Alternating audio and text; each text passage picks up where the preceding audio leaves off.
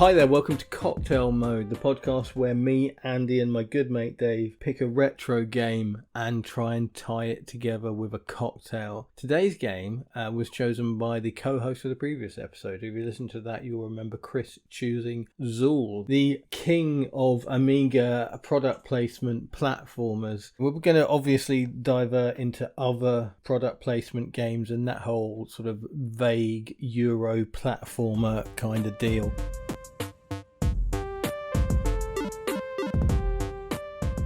So, Zool. Yes. Zool. There is no Dana, only Zool. See, I'm going to have to cut that out now because I promised I wouldn't do that. Because I've listened to other podcasts and every single one of them has made the fucking Ghostbusters joke when talking about this game. I was like, not going to do it. We're going to rise above it. You know what's really weird about that is that they made the game in, 91? The original, yeah, I think it's like 92. So Ghostbusters has been out a fairly long time. They knew that name was out there as a thing, and they still decided Zool would be a great name. It is bizarre, isn't it? Because it's, in considering, clearly they've been given, let's get it out of the way early, they've been given a chunk of money by Chupa Chups. What the hell has Zool got to do with Chupa Chups as well? You're taking a game, but it's just like, where did you got this name from? It isn't. Oh, do you know what? I was watching Ghostbusters the other day. Yeah. Just bizarre. It is an odd one. According to Wikipedia, I'm going to start saying that instead of apparently. Oh, really? According to Wikipedia, the very early name for the project was Poots. P-O-O-T-Z. Which is a shit name, so I'm quite glad they changed it to Zool. Yeah, Zool is definitely better than Poots. Yeah. Okay. You played it?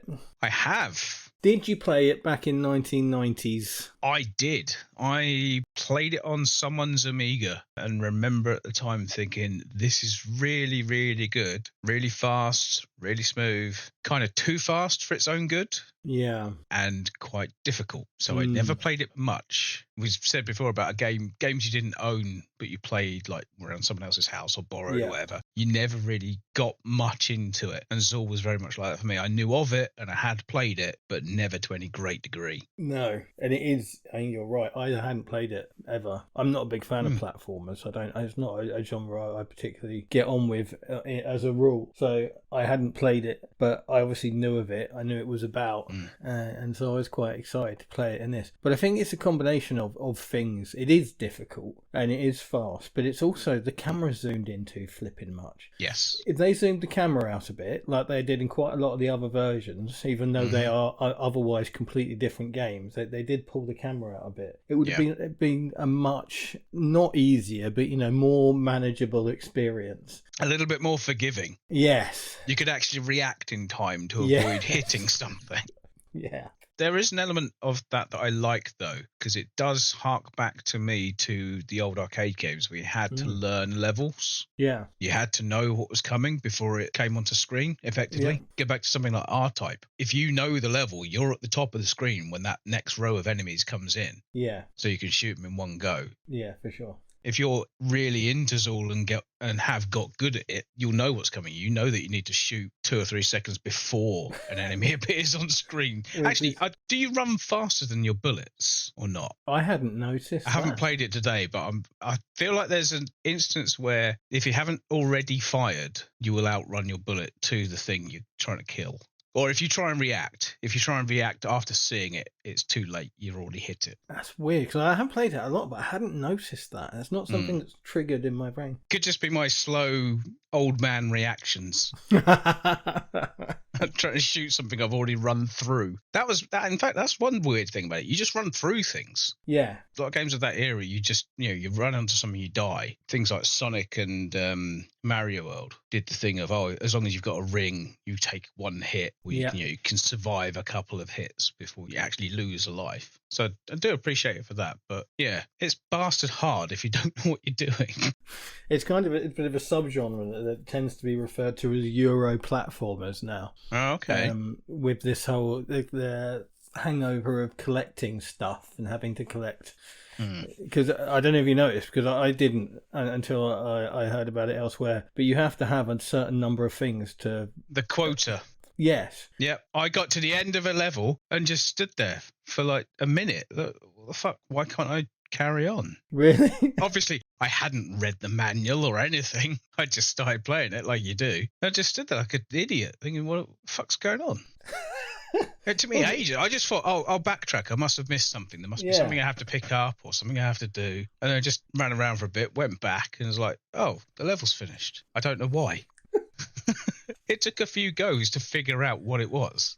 I collected so much stuff that it was never an issue. Yeah. Just wondering, getting, lost in the levels, because that's another thing that's really took me by surprise. I was expecting an old-fashioned left-to-right style platformer, but it's got a lot of verticality and a lot of backtracking as well. Yeah. You are going in all directions a lot of the time. I thought that was really impressive, actually. Yeah. That was one of the things that I always really liked about Sonic over Mario. Mario World on the SNES, I always see like Sonic and Mario World on the SNES as the big platforming games that I've played a lot of. And Mario levels are literally left to right, sometimes so much so that the screen is actually moving and push you if you don't move. Yeah. Whereas Sonic was very much up, down, left, right, all over the place all the time. That's one of the reasons I preferred it, I think. Yeah. I didn't like either of those, but again, don't really like platformers. Thanks to Chris for choosing this game for us, by the way. Yes, yeah. No, it's been fun to play as well. I agree. I would never have played it otherwise. I mean, there's so much about it that's not in my wheelhouse. I hate the blatant, and it wasn't like it was the only one, but the blatant product placement.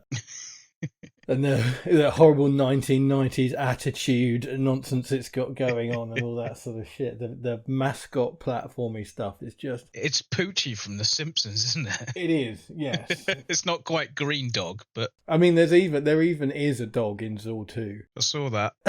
And a female character called Zoos. Yes, and she's called Zoos. What's the dog's called? It can be like Booze or Doos. Is it Zoon? That's it, something along those. Zoon. It's all this nonsense. Which Microsoft called their MP3 player years later. Oh, yeah. To similar levels of success as Zool 2. How did you feel about the inertia? What do you mean? The speeds? The slidiness, because you don't stop, do you? You slide. It took a while to get used to, but I like it. Yeah. It makes sense on a lot of the I'd say a lot of levels. Probably only played like 2 actual game worlds, but certainly on the first level where it's all sweets and icing and stuff like that, it made sense. Yeah. Because it's been done before. A lot of platformers have like a slippery ice level. Yes. Where you'll have that sort of drift thing when you run. But no, I really enjoyed it. I thought the control of the character was excellent. The jumping up walls, things and everything, it made sense. Yeah, he's an ant. He's a ninja ant. He should be able to do shit like that. Well, Dave. Oh, here we go. He's not an ant. He isn't an ant. He's an ant. He's not an ant. What sort of creature is an ant, Dave? An insect. What defines an insect, Dave? Oh, fuck off. It's an anthropomorphized ninja ant from the Nth Dimension. He's not an ant. Oh, he clearly is. He's not. I think in one of the manuals it even says he's definitely not an ant. I always thought it made sense that he was an ant because of the whole sweets thing. Yes, and I think that's probably helped to... I think that's why it's just cemented in my head. Yeah, but he's not, no ant, not an ant. He's a gremlin, alien gremlin character apparently. Gremlin as in it was made by the company Gremlin. Mm-hmm. And he's green as well. The black thing is just his ninja outfit. Ants aren't green, Dave. As far as you know. Alien ants, I guess they might be from green. That dimension. They might not have 6 appendages. They might be green. You don't know. It's not an ant. Okay, we got that out of the way quite quick. We did, yeah. That I'm glad because you said that in the. I think it's still on the outro from WrestleFest episode that when Chris nominated this for us. You said he was a ninja ant. I just always thought he was because, like I say, I didn't play it enough or care enough to not figure out the truth. It is not like you're on your own. But yeah, that was one of the first things I found out, and definitely not an ant, apparently. So there's that. There's that quashed forever. Let it never be spoken of again. Hashtag Zool is an ant. Maybe it would have been more successful if he wasn't Ant. I don't know. Maybe, I don't know. Before you carry on, though, it was quite successful, though, wasn't it? I mean, it could have been more successful, but it was pretty well received. It was very well reviewed. Yes, no, it absolutely was. Yeah, and it was ported to almost everything of the era. That sort of 8-bit. And it got a sequel. It did. Less widely ported. Basically, it was just computers and the Atari Jaguar, Zool 2. As far as I can tell, I think it was definitely the Amiga again and MS-DOS, I remember. Yeah. And obviously the Jaguar, because I went and bloody bought it, didn't I? Yeah. As usual, this podcast cost me a flipping fortune. But I really liked Zool 2. Yeah? Yeah. I haven't played it. I couldn't find... Well, I couldn't find it. I haven't got it on anything I could play it on. I mean, between the two games, there is a great game. I think they're both very good games. Yeah. Zool 2 has the camera zoomed out a little bit and is a bit more polished. But Zool 1's just got a bit of anarchy about it that I really like. Yeah. It's just got a bit of madness about it. It's just a little bit... It feels like it's been made by somebody who's only had sort of partial involvement in making games before. It doesn't really follow the rules of what you expect from that sort of game. Yeah. And I think that's great. And Zool 2 does more. It's a bit more conventional, but it's beautiful. And on the Jaguar, you can have sound effects and music, and you got 2 characters to play as, and it's just a really good platform game. And I don't really like them, but obviously, I am a bit of a Jaguar fanboy, so the fact that it's a Jaguar console exclusive, as much as a ridiculous concept as that is, like it fucking matters. That's a good way to not sell any copies of your game. Console exclusive to the Atari Jaguar. So yeah, Amiga Jaguar, CD32 and DOS. Different development team, which might be why it's a little bit different. Yeah. Oh, it also came out on the BlackBerry. Must have been early BlackBerry. Yeah, well, I tried to find it and I couldn't find a video of it anywhere. It must have been like a later port of That's gotta be. There's no way the BlackBerry existed in 93. No, 99 they started. Yeah. BlackBerry. So yeah, they must have ported it later on. But yeah, I can't find evidence of it anywhere. I didn't look particularly hard, to be perfectly honest with you, but I can't imagine trying to play a game that difficult on a fucking tiny little trackball and a keyboard the size of a... What is this? A keyboard for ants? There's no ants. He's not an ant. All right, leave it. I did a Zoolander reference in Zool. I didn't mean to do that. That was completely accidental. God. It feels to me like it's a bit maligned. As you said, it was quite successful at the time. Really polished game. Yeah. Great to look at. It's got all the hallmarks of a brilliant music. Product. Yes, absolutely. Very, very good music, which is a hallmark of the Amiga era. It is a very Amiga game. Everything about it screams Amiga. I can't imagine playing it on a joystick and having to press up to jump. That must have been brutal. Yeah, that would have been weird. I can't remember it. Well, no, you could, but that's just because there's, you've got a fire button, so that means that your jump would have been up. Mm-hmm. But it was in so many games, and I didn't play with joysticks very much, so I was a keyboard guy. I played everything with just a keyboard, so it was never an issue to me. QAOP space. Yes. If I ever get a tattoo. There's like Spectrum keys, like little rubber Spectrum keys. Anyway, you said it was maligned at the time. I think there's probably an element of sort of misreporting by the console press. Yeah, because it was very much an Amiga focused thing. It did get ported to the Mega Drive eventually, but I think because the consoles had their big flagship platformers, Mega Drive had Sonic, SNES had Mario, it was seen as like a pretender to the throne effectively, where those two were trying to fight it out already. Yeah. Realistically, no one really cared, other than the 9-year-olds who were reading magazines who were told to care.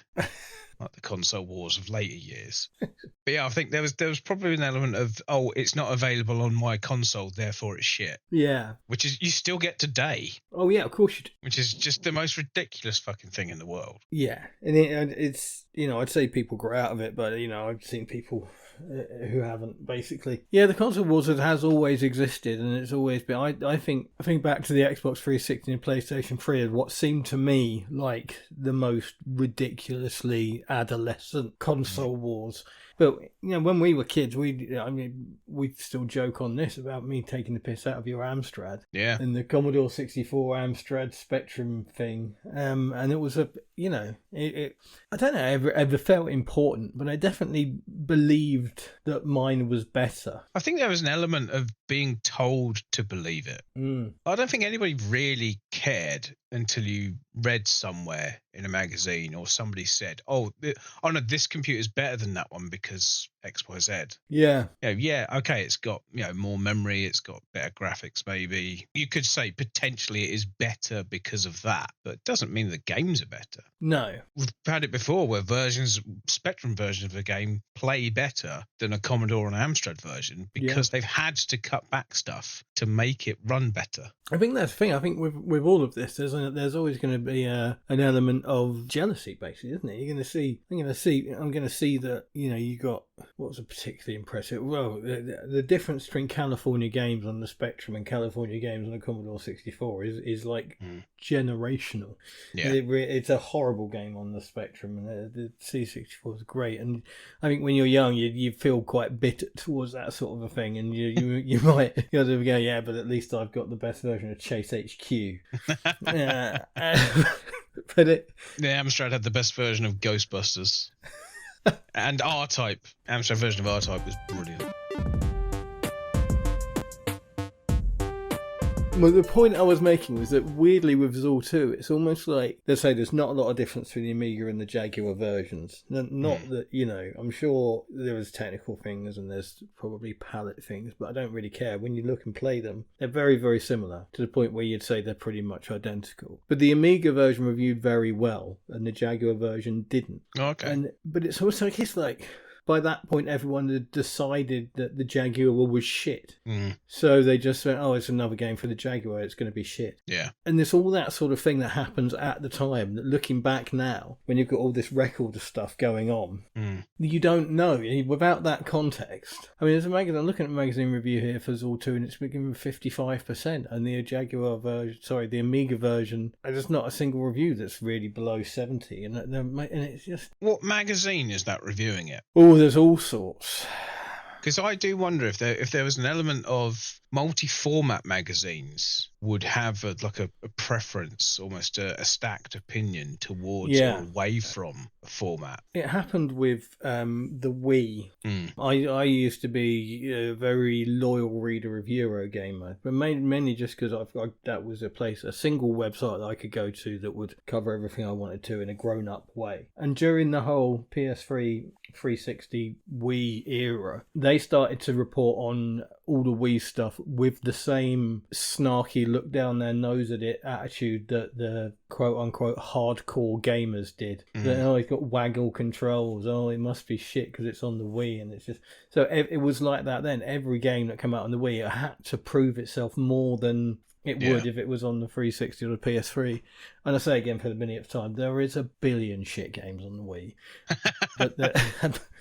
But there are, at least 100 brilliant ones. There's a few Taiko Drum Masters. Exactly. Or Taiko no Tatsujin. But yes, anyway, this is definitely a thing. I think this kind of, the lens now, taken in complete isolation. I think people picking up games like I did, and I guess to a certain extent you've not played it to much depth before, probably think better of Zool today than it was given a chance at the time. Because as you say, I think there's a whole kind of, it's just the Amiga trying to have a Sonic game and it's not as good. Yeah. And that was probably decided before it even came out. That's been a thing ever since, isn't it?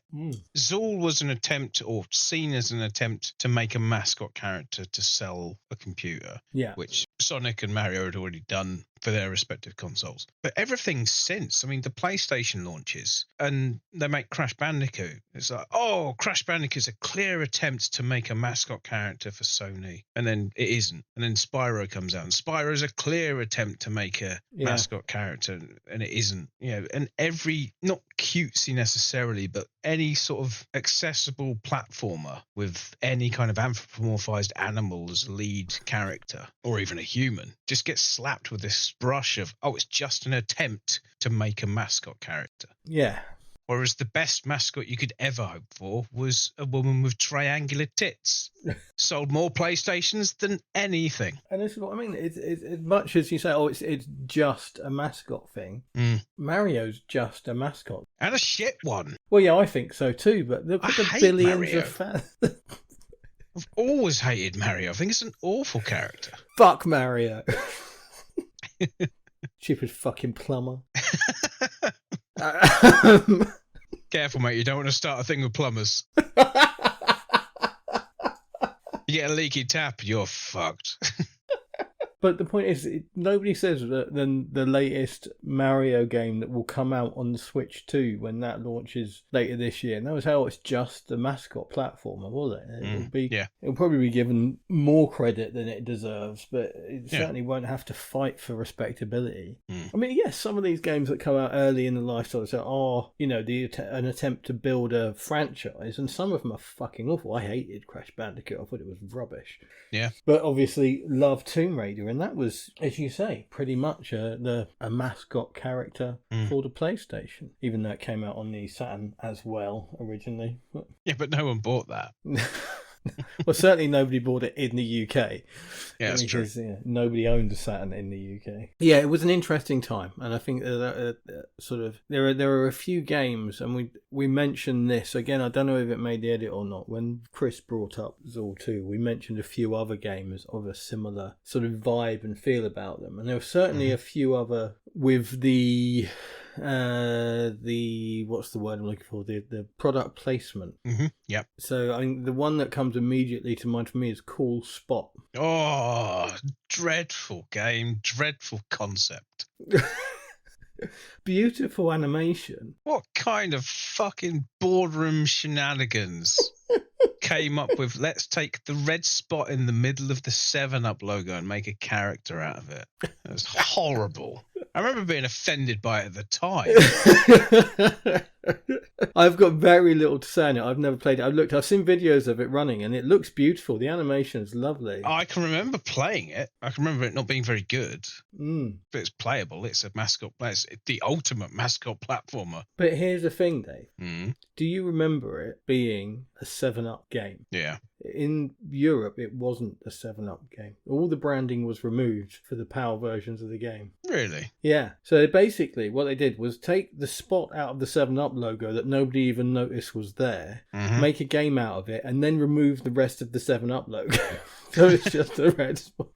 But yeah, it's weird. All the branding is gone in the PAL version. Yeah. It's just another platform game, and yet I remember it as a 7-Up game. Yeah, but it wasn't a 7-Up game in our territory. It's just bizarre, isn't it? I don't know if that happened fairly late, whether we'd seen like adverts and things for it, but just really, really odd.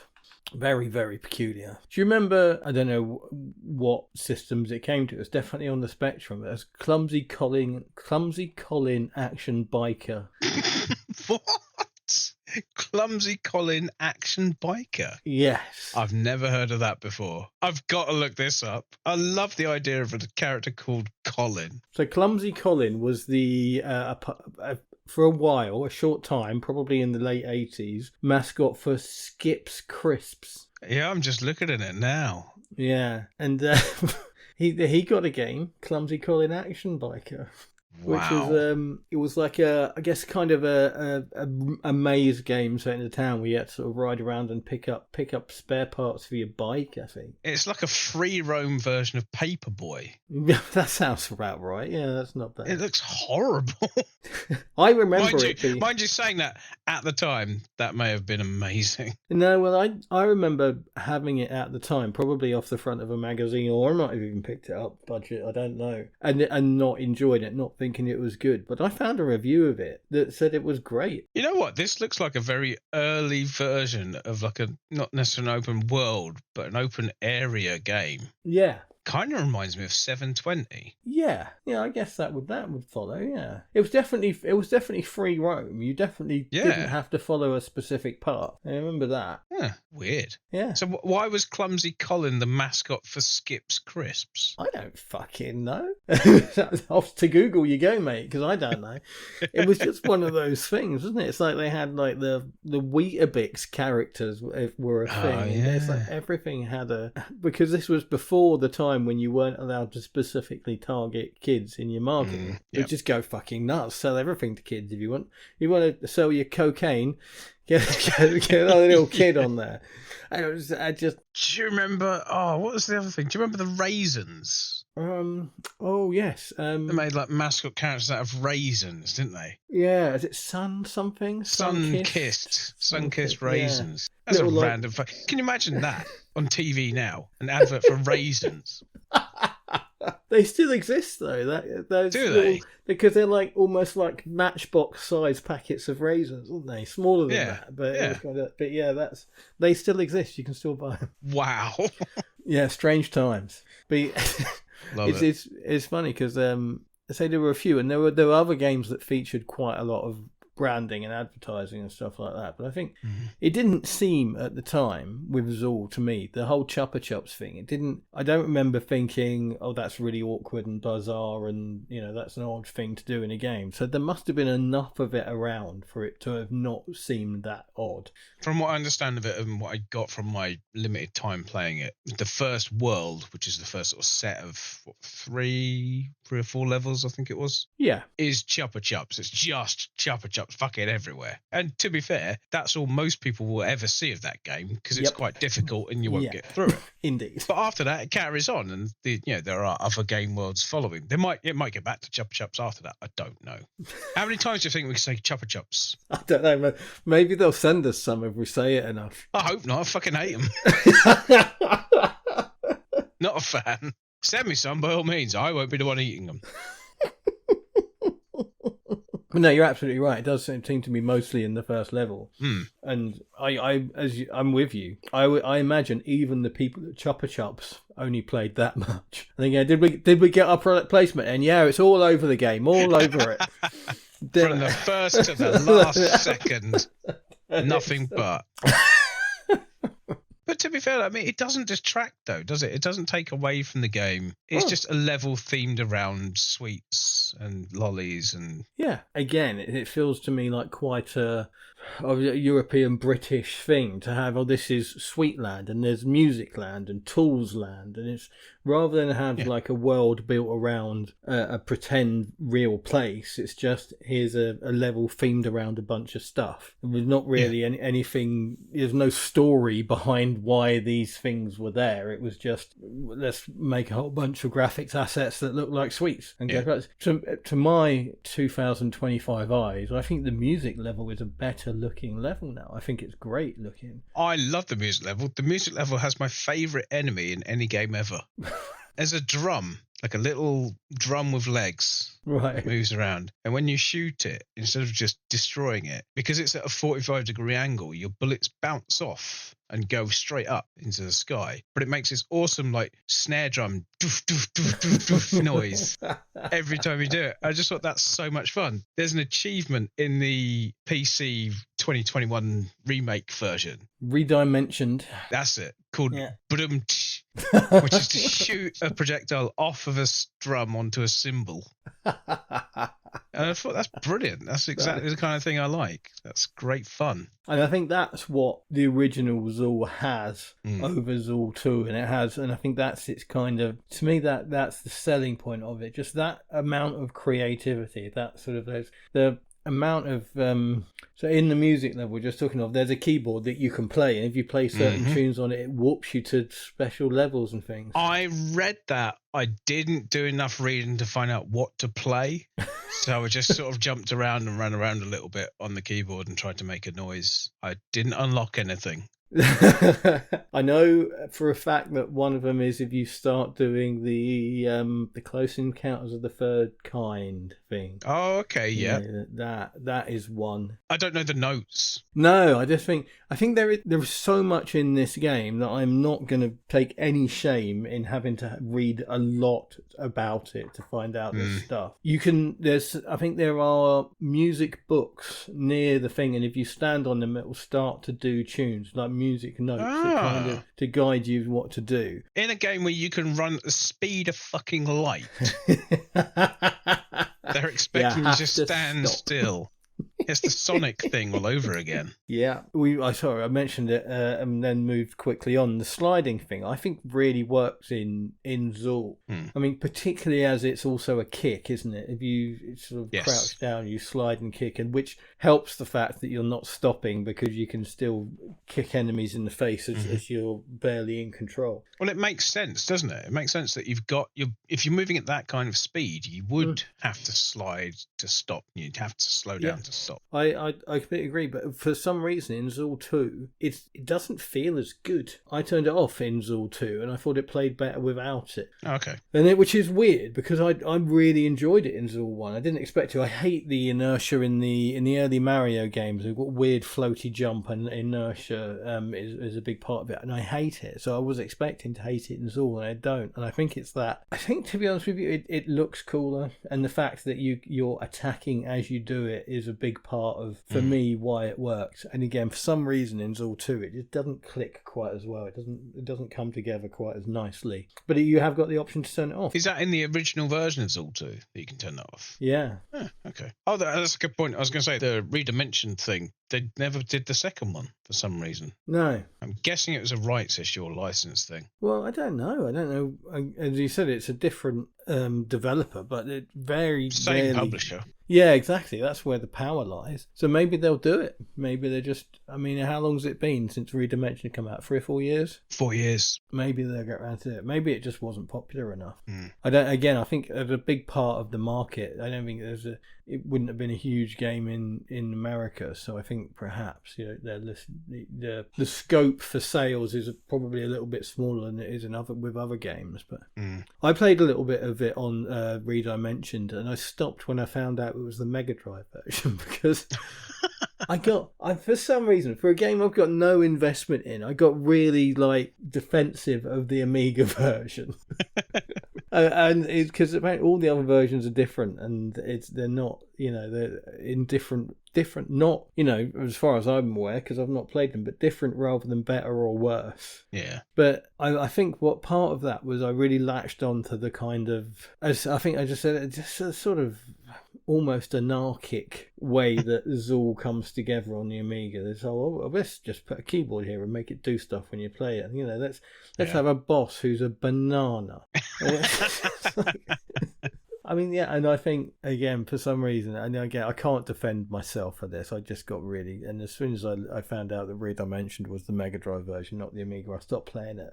Really? Yeah. Wow. But I did have, I took the time to set up an Amiga emulator because it's not as straightforward as other emulators. No, they are quite tricky. Yeah. I mean, I don't think it's one of those things where it's not particularly complicated Amiga emulators. It's just, it's not as plug and play as a lot of the others. Yeah, exactly that. It's it takes a bit of finagling, but it's I've got it going now, so I was able to play Zool on that, and the Jaguar emulator is obviously a piece of piss.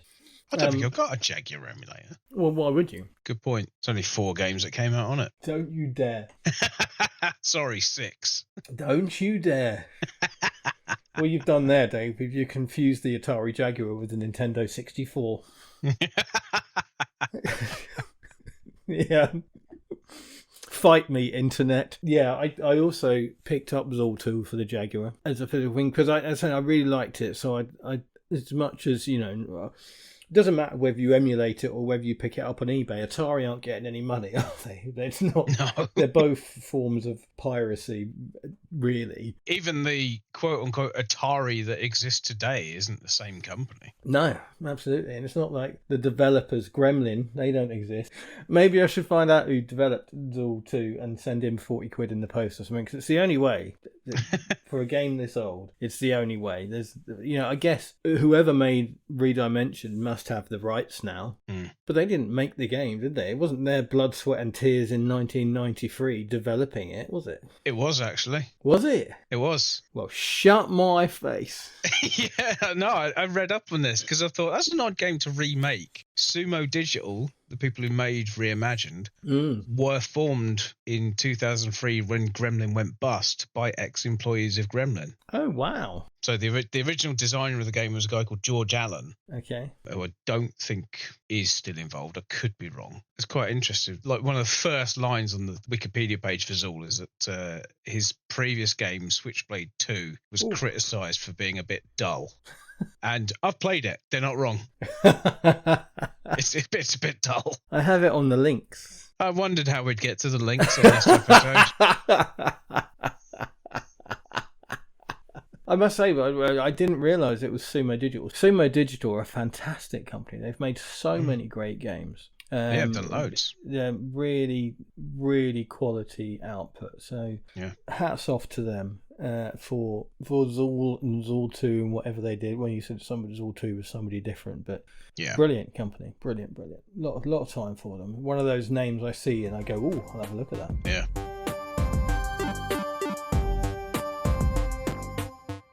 Did you ever play there? Because again, there are mascot platformers. There are what's the word for these sort of clearly advertising characters? I don't know what it is. Basically, product placement. Huge product placement characters. And then there are sort of games that feel that way. And I think perhaps it's potentially this whole Euro platformer thing. But did you ever play RoboCod? I knew you were going to ask about James Pond. I love it. James Pond was the first one. Okay. Agent of Fish. FI5H, I think it is, or something stupid. Oh no, that's a film, isn't it? James Pond Underwater Agent is the first one. Right. And then James Pond 2 RoboCod, which I played a lot of James Pond on my mate's Amiga, and I played an amount of RoboCod on the Mega Drive. I don't think I owned it. I think I rented it, but it's brilliant. Absolutely fantastic game. It's one of the few games I ever found a cheat by myself. Oh, really? Yep. Pause the game, press the A button on the Mega Drive pad 5 times, then unpause the game. You teleport instantly to the end of the level. How the fuck did you find that out? I don't know.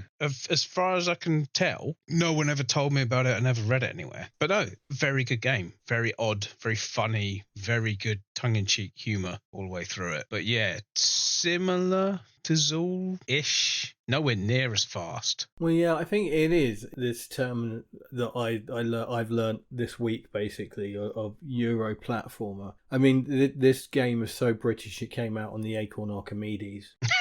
I mean, for fuck's sake. Underwater Agent, 1990. Mm-hmm. One of the worst covers I've ever seen in my life. I'm looking at the Mega Drive box art, and it genuinely, it's a goldfish James Bond. What else do you want? Yeah, but it's a goldfish James Bond drawn in Microsoft Paint and then put over the top of some photorealistic imagery. I'll have you know, this is a quality Electronic Arts game. Oh, is it? People say about EA and how horrible a company they are. They used to not make necessarily, but publish some amazing games. Oh yeah, and they've been around a long time, haven't they? Yeah, early 80s. Yeah. See, in the back of my mind, I've got there's loads of these games, and now I'm trying to think of them. I can't. I can think of a few on the Mega Drive. There was Mickey Mouse in the Castle of Illusion, which is supposed to be great, which is very good. But again, would you consider that like a product placement? No, it's not really a product placement, but it's an attempt to move Mickey Mouse into a new media. Yes. That's how I saw it. Yeah, I think so, but I think it's a different thing. I think taking a character from something else and building a game around them is different to. And I mean, and again, I think James Pond's probably a bit of a red herring. Huh? Oh fuck! It's clearly a goldfish. I think you'll find he's a mud skipper. Oh, really? Indeed. I'll wait for you to find that bit of the Wikipedia page. It's clearly a goldfish. He's fucking gold. Mudskippers are brown. Yeah. So, as much as Zool is not an ant, James Pond is not a goldfish. We're breaking new ground today. Heresy.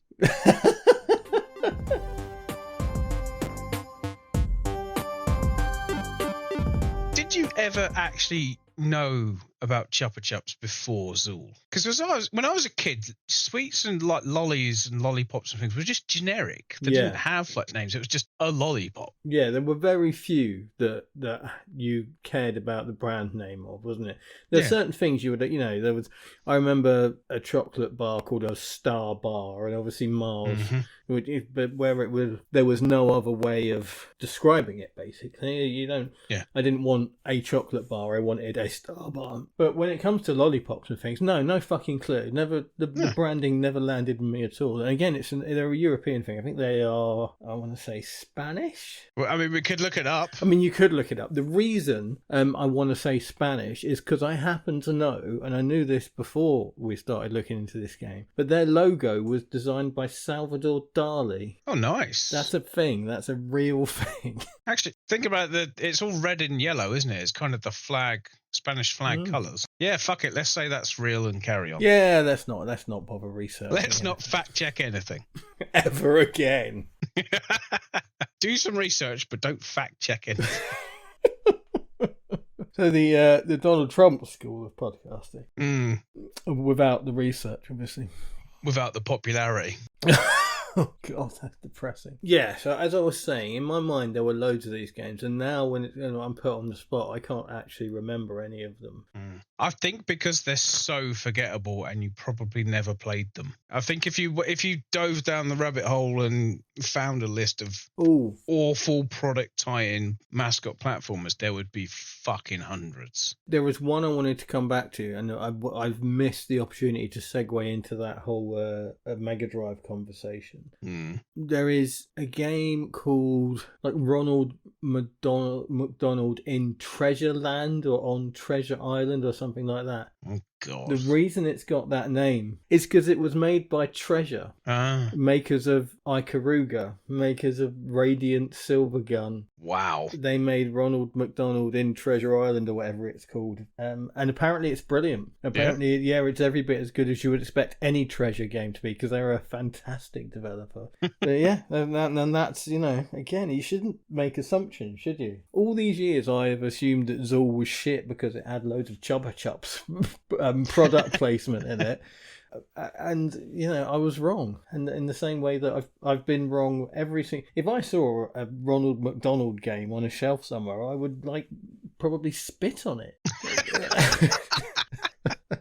You should absolutely buy. Don't try it first. Don't watch a video first. Just find it on eBay, buy it. Pepsi Man on the PlayStation. Oh, you mentioned this in a previous episode. Yeah. So unfortunately, I am the most god-awful game that's ever been made to slap a corporate logo on. I remember a PlayStation futuristic. It's basically like jet skis that could fly. Called I want to say Jet Racer, but I don't think it was Jet Racer. Right. Yeah, you've lost me on this one. Jet Moto. Oh, that sounds familiar. So, a couple of PlayStation games. There was Jet Moto and Jet Moto 2 that I know of. There may have been more. Yeah, I remember these. These were great games. Yeah, they were really good. The second one in particular was really, really good. I think they got that very PlayStation vibe about them. But there was a Jet Moto 3. Had lots of Mountain Dew branding all over them. Oh, okay. And if we do have anybody listening in America, this may be hard for you to believe, but in 1996 in the UK, Mountain Dew didn't exist. No, we'd never heard of it. Never heard of it. And it's just so I didn't realise this was a real brand. And it's just the amount of money they must have fucking paid. It does sound made up, doesn't it? Yeah, Mountain Dew. But yeah, the amount of money they must have paid for that product placement, and it just yeah. It just didn't care. But and again, with the colours, it's got the kind of green and red thing. The colours of Mountain Dew are very similar to 7-Up, and I just think it just didn't register as a just mock brand. We've already mentioned it before, obviously, in the episode, but Crazy Taxi had some of the best and most loved, bizarrely, product placement. Yes. Now, this is a really good point, To the point where people were demanding it be put back in the recent remasters. That's never happened, ever. No, it's one of those things, isn't it? Product placement is bad. Everyone hates it. But Crazy Taxi. Put the RKO Schwartz thing back in. What the fuck even is RKO Schwartz? Yeah, that's a really good point. That really struck me when we did that episode and looked into it all. And I remember thinking at the time, nobody hated it because of the advertising. No. And yet, name any other game with a solid amount of advertising, people just despise it. Cheetos, the Cheetos, like leopard. Cheeto the cheetah, was it, or some bollocks? Yeah, something like that. We don't, again, for our American listeners, Cheetos don't really exist in the UK either. No, because we've got Whatsits. We don't need them. Yeah, who needs Cheetos when you got Whatsits? Whatsits are much better. They've not had their own computer game, though. Oh, Uncharted apparently has a horrific Subway tie-in. Terrible games. No, I've never played them. I mean, yeah, if you're going to take the Uncharted games to task, it should probably be for the mass genocide and racism rather than the Subway product placement. If I was going to pick on one of those two things to call it out on, and know which one I'm going with, that's all I'm saying. Yeah, fair enough. So it began apparently way back with Tapper. Do you remember Tapper? Tapper, the bartending thing. Yeah. Yeah. So I didn't know this, but Tapper was basically Budweiser the game when it came out. Ah. Budweiser branding all over it, and serving buds all along the way. It's just it was basically Budweiser. And interestingly, it became when it came to consoles, because back then home video game machines were seen as for the kids. Mm-hmm. It was root beer Tapper, wasn't it? It was completely devoid of alcohol. I've never played the original to any massive degree, and when we decided we were doing this as an episode, I thought, I'm pretty sure I've got that somewhere on a Mega Drive emulator. Turns out I didn't. I had to download it. Oh, really? The first Mega Drive game I've had to download in like 20 years because I downloaded all of them like 20 years ago, and I thought I was done. So I had to get that, and bastard hard, pretty much as I remember it. So not too dissimilar to what I thought of the game originally. But then I realised that it was something ridiculous, like £2 on Steam for the redimensioned re-release from about 4 years ago. So I thought, that's clearly kismet, I'll buy that. The sale was ending that day. Oh, really? Yeah, it had like 8 hours left on it. But that's the universe telling me to buy this. And I loved it. I actually really, really enjoyed it. Started off playing the original, or the emulation of the original version, which I'd already been playing anyway. And then I switched over to the redimensioned version with, like you said, zoomed out perspective, so you can see more of the level ahead of time. Feels more like a fully featured game, like the game it could have been. Yeah. I would imagine. I think the primary design thing they had in mind was speed. Yeah. They wanted it to be fast. And to make it fast, we're going to have to bring this playing area down and down and down and down and down to this point where there's no time to react to anything. So played on a big widescreen, good aspect ratio. It's brilliant. It's a fantastic game. I'd never really had any sort of attachment to it, and I kind of do now. I kind of got an appreciation of it, more so than I think I would have ever had playing the original version. So it's definitely one of those cases where a re-release, much like Flashback, the re-release of Flashback that's on GOG is very, very good and well worth a play. Yeah, be careful, because there are lots of different new versions of Flashback, but there is one, I'm not sure. Can you remember, Dave, what the particular name of it was? I think if you just buy Flashback, you get the good version. Yeah. Or certainly you get the original included with the good version if you buy that. But this felt like a really good job of bringing an old game to life, because a lot of the times you'll get the original game as it was, that's it, with some text about making it. Well, what if you fucking do? I mean, it's either one or the other, isn't it? It's either that it's just, here's the original game, enjoy playing it, which I've got time for, but if you're going to do that, then you need to be charging about £2 for it. Yeah, I have a very, very vivid memory of buying, I think it was called Capcom Generations for the PlayStation, which was like 1942 and a few other arcade games. Yeah. And I paid probably like 40, 45 quid for it in Game, Electronics Boutique, whatever it was. Bought it, took it home, started playing it. It's like, there's like 20 minutes worth of game here. It's not worth this. So I just went back into town and just exchanged it. So look, I played this. It's got like an hour's worth of playing at most. And I was like, yeah, a few people said that. Here's your refund. Wow. Fucking hell. But I think that's the thing. It is quite often, and I don't want to be Mr. Negative, but quite often you get remakes that do too much and remakes that do not enough. And remakes that get it absolutely right are a rare thing. Yeah. And I only played a little bit of Redimension, but I liked the fact that they hadn't done anything nasty with the graphics. You know what I mean? They hadn't rotoscoped them or made them... And I liked that about it. And I just think that I've got time for that. They haven't fucked around with it. They haven't ruined it.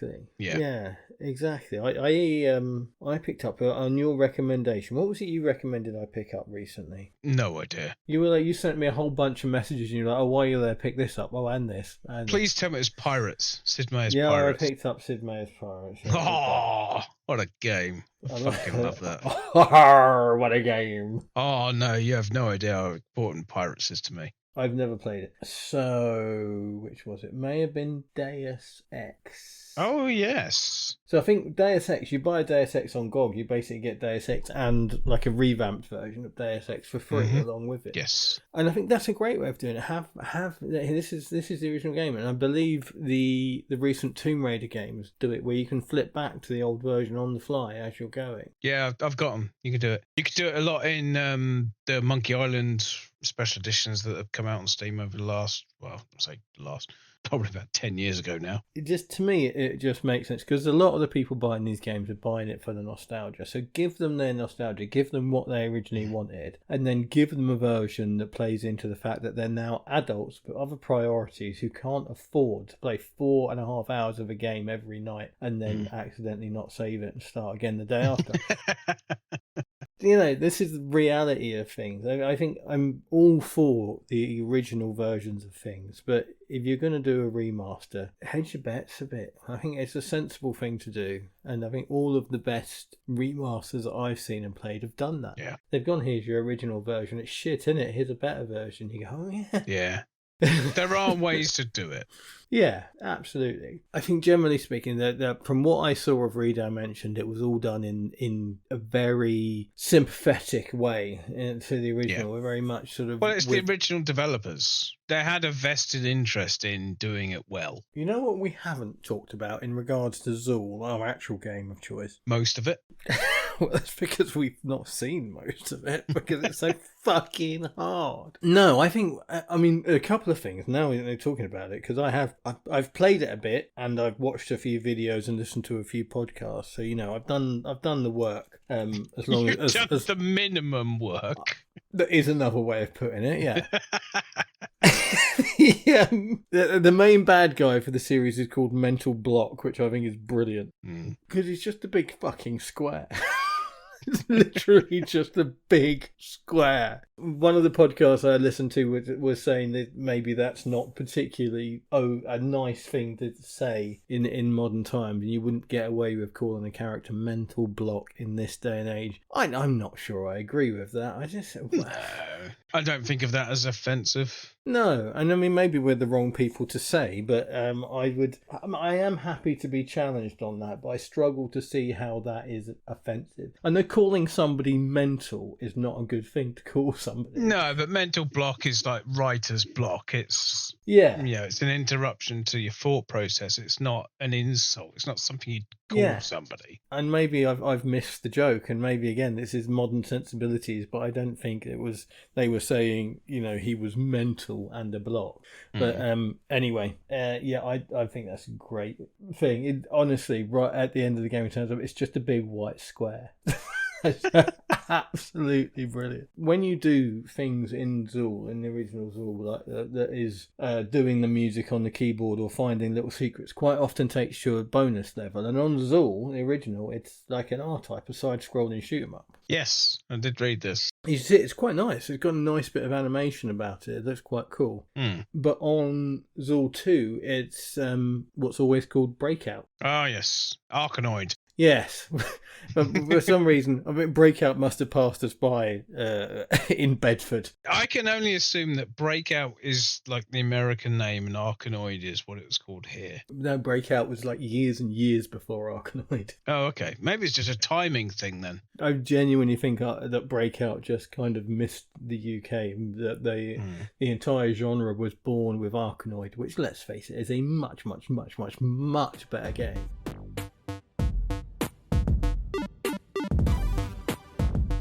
What cocktail did you pick for us today, Dave? Well, in what I like to call the Dave mode, I picked two. One of which I'm not going to pick and don't want to drink, but I'm going to name this. This is the honourable mention. I like that. So from now on, it's the honourable mention of the one that I found that kind of fitted a few of the criteria, but then there's the proper one. I like that, Dave. I think we might adopt that, both of us. So the honourable mention cocktail is simply Chupa Chups. It's a community recipe on Difford's, which doesn't sound particularly appealing, I've got to say.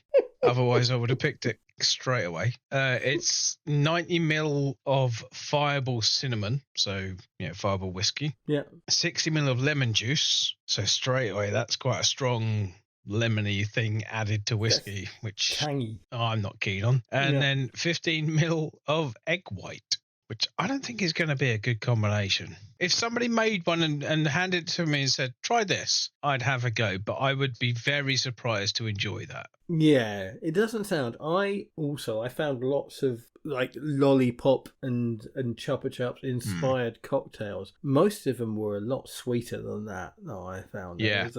The idea behind this is it's reminiscent of the cola flavoured Chupa Chups lollipop. Because Fireball is cinnamon, isn't it? Yes. Oh, okay. So I can see that. Although that's a lot of lemon juice. That is a lot of lemon juice. That's a double shot of lemon juice. Yeah, like I say, I'd give it a go. If somebody made it and handed it to me and said, try this, this is what's in it, I'd knock it back and hope Dave, that I didn't have to try it. I've been drinking with you, Dave. Anything other than Desperados you would drink. Hey, even Desperados I tried.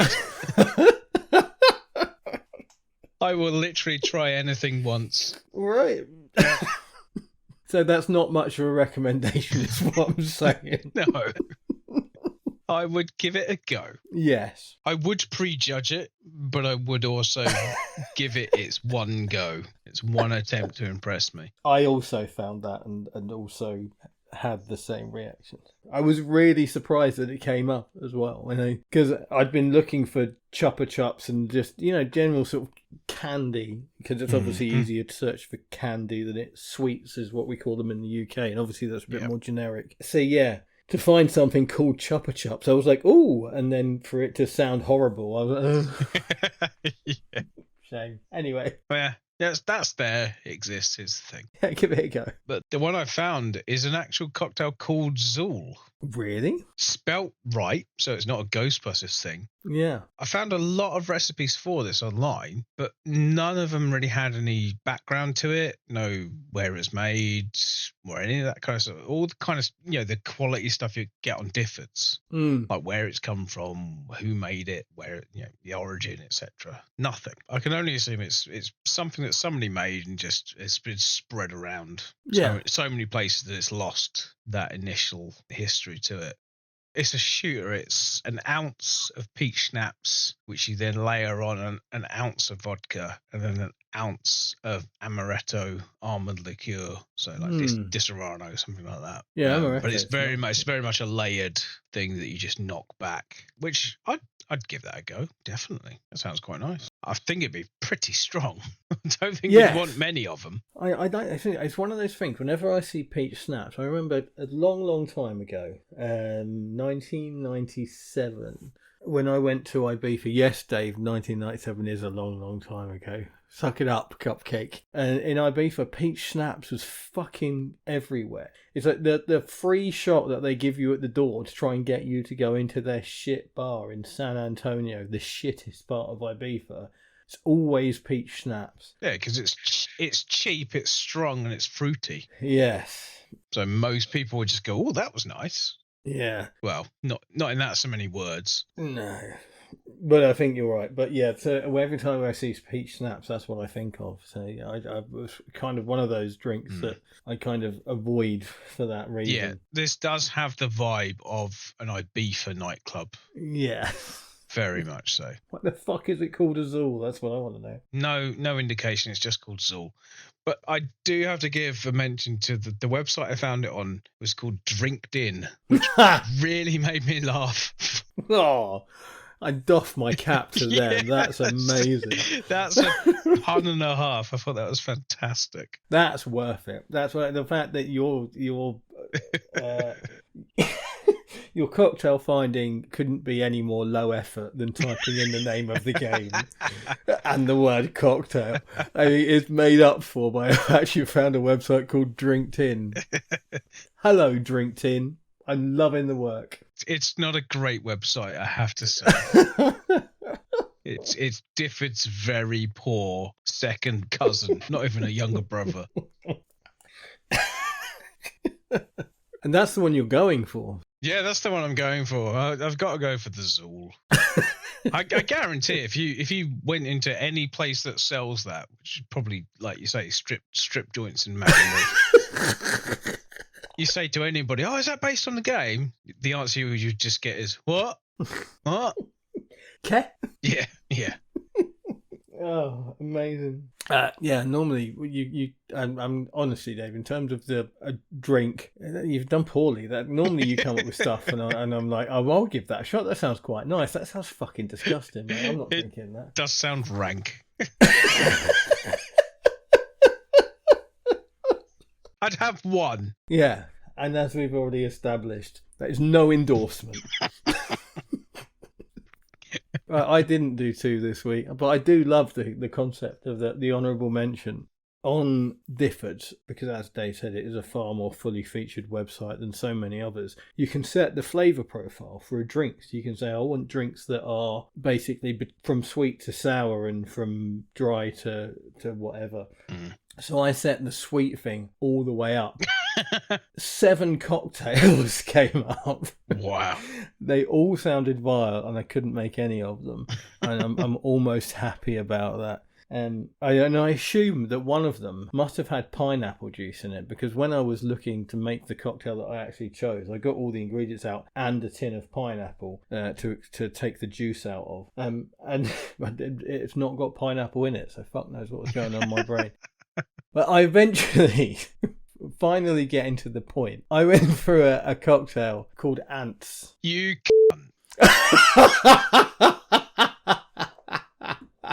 You absolute prick. Ants. It's called Ants. Oh, I feel so betrayed. With an S, it's not a tie-in to the film. So Ants came to fruition. It came about by a guy called George Guzman at the Black Ant in New York City, which is still going strong. This recipe I found was posted in 2016, but the bar's still going strong. I'm not a big traveller. I'm not a Luddite. It's not like I dislike travelling. It's just not something I get to do very much. But if I ever end up in New York City, I would love to track this place down. It sounds really interesting. It's basically a very traditionally Mexican inspired bar in New York City. When I said this whole thing about when you're putting together ingredients, honestly, I can sort of do that. I can kind of do that. I can sort of do that. Like the whole recipe is like, I can kind of put together a version of this cocktail. It turned out my version of it was bloody lovely. So I imagine that the actual version is even better. So I found the recipe on a website called Wine Enthusiast. But it is from the bar. Say the Black Ant and George or Jorge or whatever his name is. That's where it comes from. But do you remember? Of course you remember. It wasn't even that long ago. Sal de Gusano. How could I forget Sal de Gusano? So worm salt. Exactly. So what would you imagine Sal de Hormiga is? Say again. Sal de Hormiga. Hormiga. Hormiga. Hormiga. Think about the context, Dave, and the name of the cocktail. Is it ant salt? Bingo, my friend. It's ant salt. Do I get a prize? Still win a hat? So the cocktail consists of 2 ounces of mezcal. I used Blanco tequila because I didn't have mezcal. 1.5 ounces of Mexican sweet corn juice, which you can basically create by blending sweet corn. 2 leaves of espozote and hoje santa, which I looked into. I spent so much time building this cocktail from researching stuff. They're both kind of Mexican variations on minty herbs, sort of minty, tarragon-y, bit of oregano-y. So I put a bunch of herbs that had those words in my glass. And half an ounce of lime juice, half an ounce of agave nectar. I use golden syrup. So, it's basically, this is a bastardized version of this drink that I've come up with. But the low rent version. It's the UK version without any of the interesting ingredients from across the pond. Lucky enough to work in London, so there are Mexican supermarkets and all sorts all over the place, and even they didn't have a lot of these ingredients. The herbs in particular, they didn't have them. The espozote and the hoje santa seemed particularly hard to find. Sour Hormiga I could have got, I just didn't. Do you know why, Dave? Is it really expensive? No, it's because there's no fucking ants. He's not an ant. He's a ninja gremlin. Says you. So I'm making the ants cocktail without ants because there are no ants. The Wine Enthusiast website said in 2016 that dried ants are quite hard to find. So fuck off. Ants cannot be hard to find. There's billions of them. They're fucking everywhere. I think they meant as a food ingredient. But anyway, you make a valid point. Try harder. I think it's... Yeah. Try looking. When I looked into Sour Hormiga, which is basically salt and crushed up leafcutter ant, so I thought, okay, so what do leafcutter ants taste like? So apparently they're earthy, a little bit peppery, and a little bit citrusy. Oh, okay. Which makes me want to eat them quite a lot, so I might actually have to get some. We've gone down a rabbit hole here of weird things you can eat made from insects. Yeah, but you were right. The protein levels and things on insects is through the roof. They're really good for you. It's the potential cure for world starvation. It's been talked about a lot over about the last sort of 20 years. The Wine Enthusiast suggests if you can't get hold of freeze-dried ants, you should moisten the edge of the glass with lime and roll it in a salt and pepper mix, and it will look similar because of the big pepper crystals. It will look similar, but it won't taste anything like it. No, exactly. So, but I think from what I can gather, what you're missing is this kind of citrusy thing, which is sumac. I figured sumac has got a lovely earthy yet citrusy flavour to it. I'm a big fan of sumac. So what's sumac? It's a Middle Eastern herb spice. I'm not sure which. Oh, okay. It's bright red, similar colour to saffron, but not anywhere near as expensive. I just happen to know because I am a little bit obsessive about ordering my herbs and spices alphabetically. So when I took it off the shelf, oh my god, it was right next to the saffron, and I went, "Oh, they're a very similar colour." I've basically put together a flavour profile for espozoto and hoja santa by adding mint, tarragon and oregano, and a flavour profile for dried leafcutter ants by having salt, pepper and sumac. The Mexican sweet corn juice, I did basically take a can of sweet corn and blend it up to turn into thing. And what is, the face that Dave just pulled that nobody can see. Fucking hate sweet corn. Is kind of what I was like. And you open the tin of sweet corn, you're like, and then you blend it up and you're like, oh, double it. That's not very nice. No. But bung it in a cocktail shaker with 2 ounces of mezcal, a couple of leaves of all this herb shit that I put together, half an ounce of lime juice, half an ounce of golden syrup, and shake it up and then fine strain it out. Really important to fine strain it. So that's just using your cocktail strainer and a sieve. It's absolutely fucking delicious. Yeah, good. It's genuinely lovely, and I would imagine that the actual version with these actual herbs and actual mezcal and actual agave nectar is something very, very special. Oh, and actual ants, because it's got ants in the real recipe, unlike Zool, which has no ants.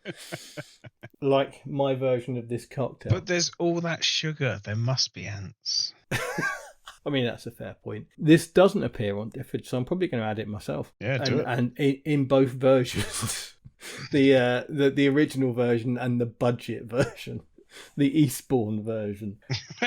But honestly, it doesn't taste anything like sweet corn. I think it's probably the big takeaway for anybody who's listening. That's a good thing. I fucking hate sweet corn. If you're going to make this cocktail, but it is a lovely balance of sweet, and it's got the lime juice in it, and the rim of the glass with the salt, the pepper, and the sumac. Having something on the rim of your glass, it just makes you feel more like you're drinking a cocktail than almost anything else. It's a presentation element, isn't it? It is, yeah, but I think it's a presentation element that you've then got to deal with because you've got to drink the thing through the glass. But I think I genuinely don't think there is anything that makes you feel more like you're drinking a cocktail at home than something on the rim of the glass. Because obviously when you go to a cocktail bar, you've got the experience of somebody making the drink for you. And an old fashioned is one of the most simple cocktails in the world. But when somebody else makes it for you, it feels very special. When you're at home, it's more difficult to create that experience. I think when you get a cocktail that's got something on the rim of the glass, just gives it that little bit of extra. I'm fancy. What you should do is use your left hand so it feels like someone else is doing it. Sorry, Sandra. Yeah, no, she'll like that one. She just doesn't like swearing. wineenthusiast.com is where I got that recipe from. I don't know if the rest of their website's any good, really. I didn't look at it. But thank you. Thank you to them. Thank you to Karen Newen, who posted the recipe. And thank you originally to Jorge, or George. It is Jorge. I can confirm it is Jorge. I think you're right. Jorge Guzman, for creating this drink. In my dreams, one day I will go to New York City, and your bar, the Black Ant, will still be open, and I'll have one of these. In the meantime, my version was bloody lovely. Thank you. Our posited next episode, because for season 2 of Cocktail Mode, we're trying to tie in a lot with real world events. We're trying to keep things interesting for you listeners by tying stuff into things that are going on in the real world. You've picked up last 2 episodes we've done. The previous one was WrestleFest. The one before that was April Fool's Day. Because our next episode goes out just before the FA Cup final. At time of recording, in 2 days' time, my football team, the team I support, are in the FA Cup quarter-finals. So it may be that our episode goes out just before. I'm very nervous about my beloved Nottingham Forest playing in the FA Cup final. And Dave has suggested we do Championship Manager. We have done Football Champ, and we talked in that about a lot of other football games. I don't know. I think there is a lot to be said differently between a game where you're playing as to where you're managing. If you don't have any input on it, it's a very one-sided conversation. Unless we get a guest. And I can think of one person instantly springs to mind. Who's that? James, who we used to live with. Okay. He's a massive fan of Championship Manager from like the mid-90s on to now. Okay. If you can get him on, mate, we'll do it. He'll definitely be up for it. Yeah? Yeah. Would he be good?